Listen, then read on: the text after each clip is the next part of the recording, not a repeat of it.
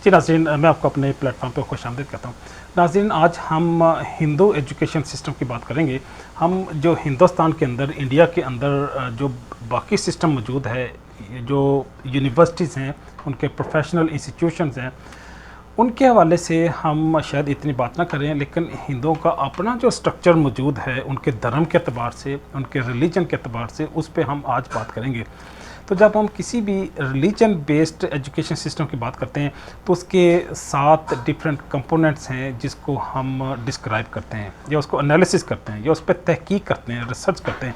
उसके core principle क्या हैं। दूसरा जो फैक्टर हम स्टडी करते हैं कि उसके फंडामेंटल बिलीव्स क्या हैं, उस रिलीजन के, उस मज़हब के फंडामेंटल बिलीव्स कौन से हैं, इंस्टीट्यूशन कौन से हैं।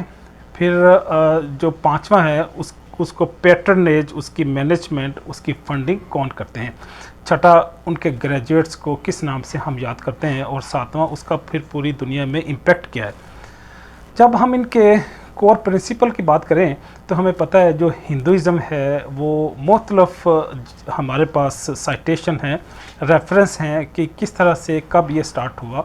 अप्रोक्सीमेटली 2300 ईयर बिफोर क्राइस्ट से लेके 1500 ईयर्स बिफोर क्राइस्ट हिंदू मत, हिंदू धर्म मर्ज वजूद में आया, इवॉल्व हुआ।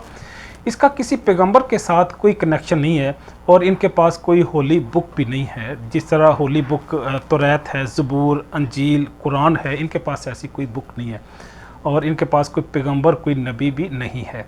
तो इसलिए ये इब्राहिमी मज़ाहब में नहीं आते। आगे बढ़ने से पहले हम इनके जो फंडामेंटल बिलीव आपके सामने एख्तसार के साथ पेश करेंगे कि हिंदू मत में, हिंदू धर्म में जो इनके बिलीव्स क्या हैं। हमें पता है इनके मल्टीपल गॉड्स हैं।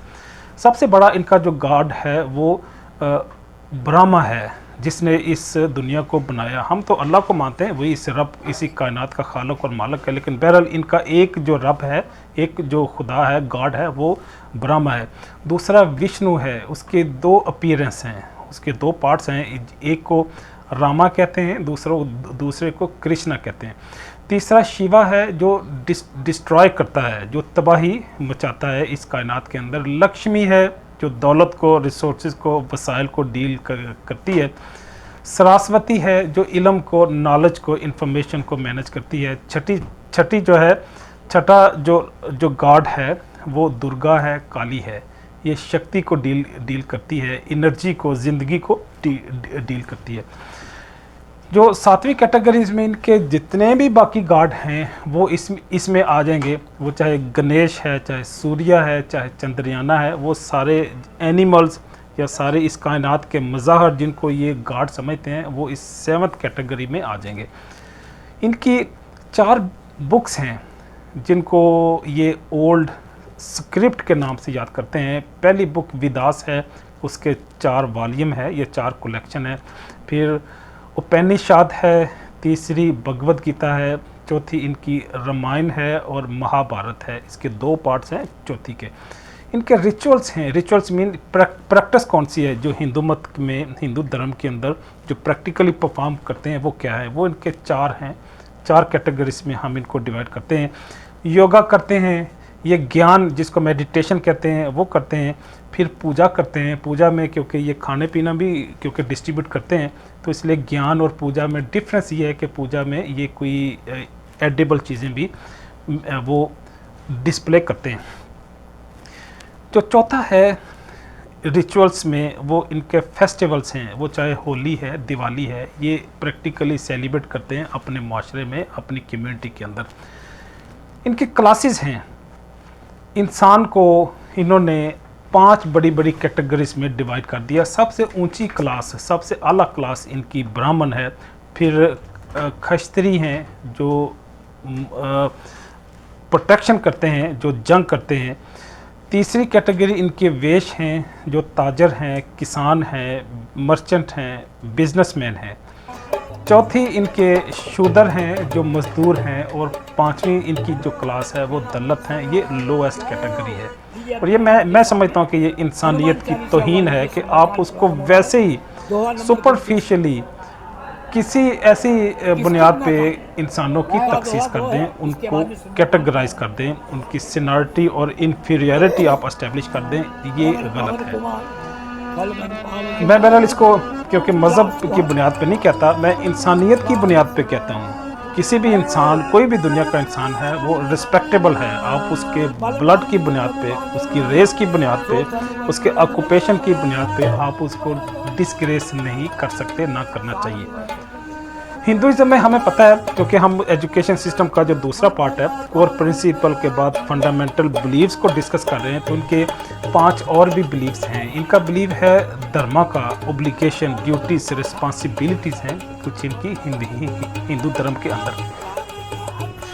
दूसरा जो है वो कर्मा का है, इनके डीड्स हैं जिसकी बुनियाद पे इनकी नेक्स्ट जो रीबर्थ है, अगला जन्म इनका डिसाइड होता है।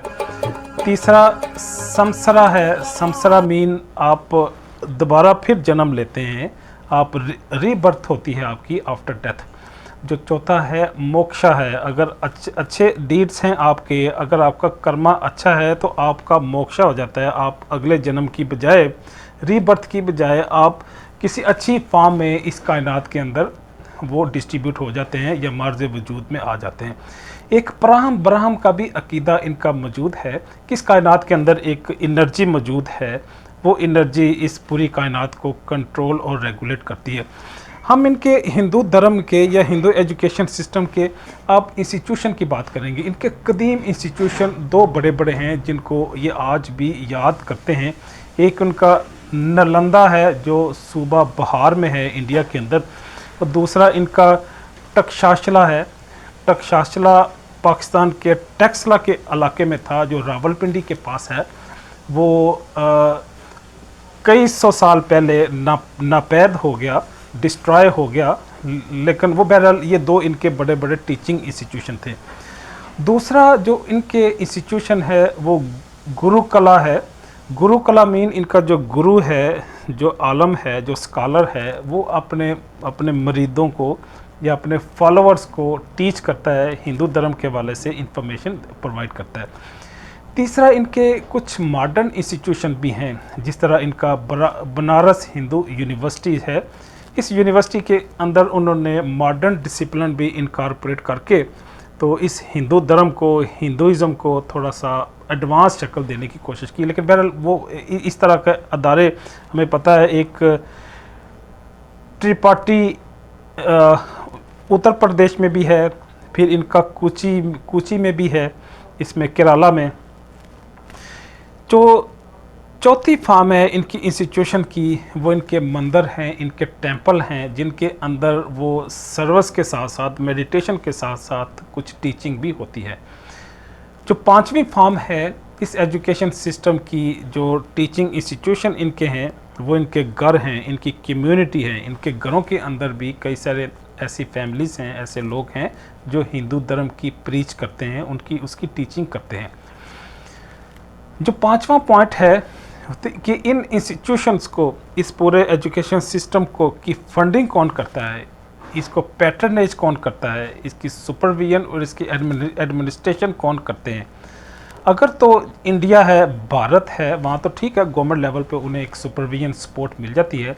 लेकिन उससे हट के अगर पाकिस्तान है या यूरोपियन कंट्रीज़ हैं, वहाँ पे उन्हें पब्लिक सेक्टर पे या गवर्नमेंट सेक्टर पे फंडिंग ग्रांट नहीं मिलती।